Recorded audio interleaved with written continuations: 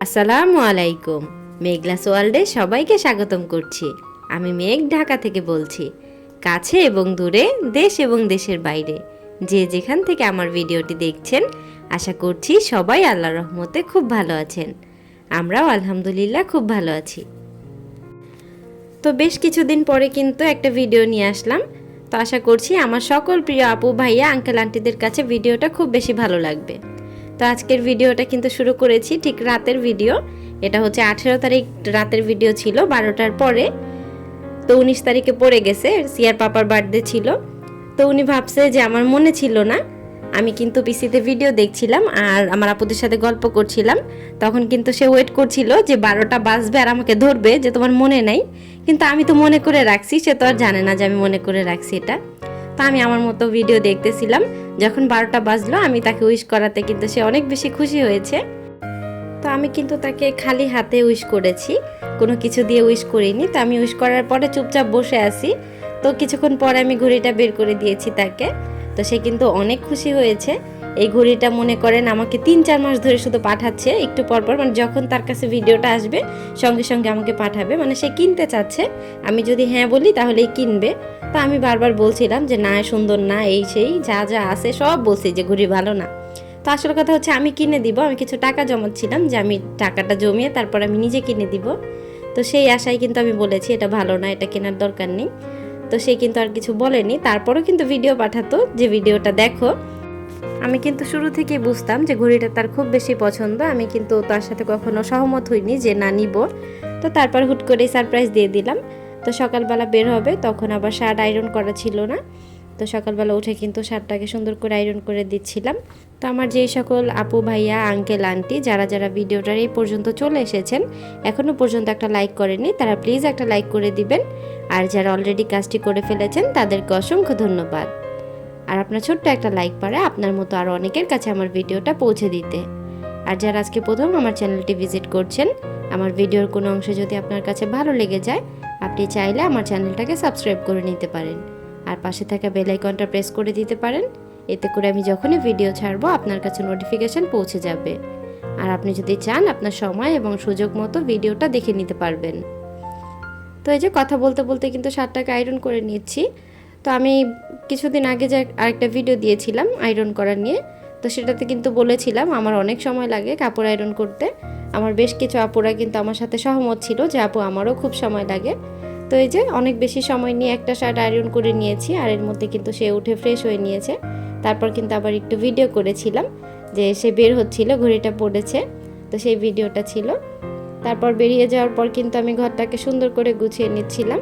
তো যেহেতু আমরা রোজা রেখেছি, ঘরে আর খাওয়া দাওয়া কোনো কিছু নেই, কোনো কাজ ছিল না। আর কাজ ছিল না বলতে ভুল, দেখা যায় যে কাজ থাকে কিন্তু ওই যে স্ট্যান্ড নেই, তারপর হচ্ছে ভিডিও করতে অসুবিধা হয়, এই জন্য কিন্তু সব ভিডিও করতে পারি না। তো গত 2 দিন কিন্তু এই জন্য আমি ভিডিও আপলোড করতে পারিনি, কারণ আমি ভিডিওই করতে পারিনি, আপলোড করব কোত্থেকে। তো এই ভিডিওটা কিন্তু গতকালকে করে রেখেছিলাম, মানে 19 তারিখের ভিডিও ছিল। আমি যেহেতু পরে ভয়েস দিচ্ছি, আপনারা ভিডিওটা দেখতে দেখতে তো 20 তারিখ হয়ে যাবে। তো এই যে এদিকে বিছানা ঠিক করে ঘর পরিষ্কার করে কিন্তু ফিল্টারে পানির ভরতে চলে আসছি। তো ফিল্টারে পানি ভরাটা কিন্তু প্রচুর বিরক্তের একটা কাজ। আমি কিন্তু এটা থেকে দূরেই থাকি। ফিল্টারে পানিটা আমি সচরাচর ভরি না। যেদিন দেখবেন ভিডিও, বুঝবেন আপনারা যে সেই দিনই কিন্তু আমি পানি ঢেলেছি। ফিল্টারে পানি ঢালাটা কিন্তু সিয়ার পাপার কাজ, এত ধৈর্য ভাই আমার নাই যে দাঁড়ায় দাঁড়ায় পানি ভরতে থাকবো। তো এই যে ফিল্টার পানি ভরতে ভরতে কিন্তু পার্সেল চলে আসছে আমার। তো একটা কেক অর্ডার করছিলাম, তো সেখান থেকে কল আসছে যে আপু আপনার একটা অর্ডার ছিল। তো তারপর কিন্তু আমি নিয়ে এসেছি। তো কেকটা কেমন হয়েছে আমার আপুরা বলবা। আর যেহেতু ভালোবাসার মানুষ, প্রিয় মানুষের জন্মদিন, একটু যদি অন্যরকম কিছু না করি তাহলে তো আর হচ্ছে না। তো আমি কিন্তু তাকে দিয়েই চাল আনিয়ে রেখেছিলাম আগের দিন রাতে, আর একটা বিরিয়ানির মশলার প্যাকেট এনেছিলাম। তো আজকে ইফতারের জন্য কিন্তু বিরিয়ানি রান্না করছিলাম, যেহেতু ইফতারও হয়ে যাবে আর হচ্ছে তার বার্থডে ছিল, একটু স্পেশাল ফিল করানোর জন্য। তো আমি জানি সে সবসময় জানে আমি তাকে স্পেশাল ফিল করাই। আর এই যে বেশি পটর পটর করতে করতে কিন্তু রান্না করে নিচ্ছিলাম। সব ভিডিও তো আমি করতে পারিনি, একটু করে ভিডিও করেছি আর সেটাই আপনাদের সাথে শেয়ার করছি। আর এই ভিডিওটা কিন্তু আসার পরে করে দিয়েছে, বলেছিলাম যে একটু ফোনটা ধরে দাও, কারণ এই ভিডিওটা করা হয়নি, আমি এক হাতে ধরে এক হাতে নাড়তে পারবো না, এই জন্য আর ভিডিও করিনি। তো তার অপেক্ষায় ছিলাম যে কখন আসবে আর করে দিবে, তারপর কিন্তু ভিডিও করে নিয়েছিলাম।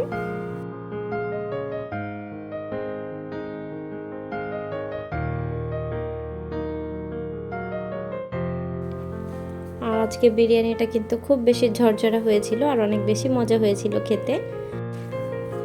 তো আমি আমার সব ভিডিওতে ইন্ট্রোটা তো একই রকমের দেই। আমার অনেক ভাই আপুরা আছেন, তারা আমার ইন্ট্রোটা অনেক বেশি পছন্দ করেন। তো তাদের সাথে যখন আমার কথা হয়, গল্প হয়, তখন কিন্তু আমাকে অনেক করে বলে, আপু তোমার এই কথাটা কিন্তু অনেক সুন্দর গুছিয়ে কথা বলো। তো আমি তো আর জানি না কতটুকু সত্য আর কতটুকু মিথ্যা, আমাকে পাম মারার জন্য বলে কিনা সেটা তো আর আমি জানি না। তবে তারা যে বলে আমার কথাটা তাদের কাছে ভালো লাগে। আমার সেই সকল আপু ভাইয়াদের কাছে বলছি, ভাইয়া আপু তোমাদেরকে অসংখ্য ধন্যবাদ, এত মনোযোগ দিয়ে ভালোবেসে আমার ভিডিওটা দেখো। এই জন্যে হয়তো বলতে পেরেছো যে আমার কথাটা অনেক গোছানো থাকে। তো এই যে কথা বলতে বলতে কিন্তু একেবারে ইফতারির সময় হয়ে গেছে, আজান দিচ্ছিল। আর আজকে কিন্তু কোনো শরবতও করিনি, একদম ঠান্ডা পানি আর হচ্ছে বিরিয়ানি দিয়ে আজকে ইফতারটা করে নিয়েছিলাম। আর সাথে এই যে একটু সালাদ করেছিলাম, সেটা দিয়ে কিন্তু একদম পেট ভরে খেয়ে নিয়েছি। সারাদিনে না খেয়ে থাকা, তারপর যদি পছন্দের খাবার থাকে সামনে, তাহলে তো একদম পেট টাঙ্কি লোড হয়ে যাবে। তো এই যে খাওয়া শেষ করে কিন্তু সে বেরিয়ে যাবে বলছিল, যে তার যেতে হবে। তো তাড়াহুড়া করে কেকটা কেটে নিচ্ছিলাম। তো সবাই মিলে উইশ করে ফেলো তাড়াতাড়ি করে। তো আমরা সবাইকে, আমি আর সিয়াই ছিলাম, সবাই আর কে থাকবে, আমরা যেহেতু 3 জন।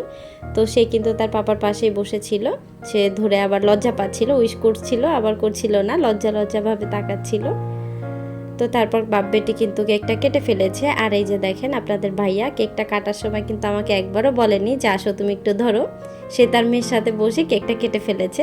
তারপর যে খাইয়ে দিব আমি, সেটাও কিন্তু আমার কপালে ছিল না, তার মেয়ে আগে তাকে খাইয়ে দিয়েছে।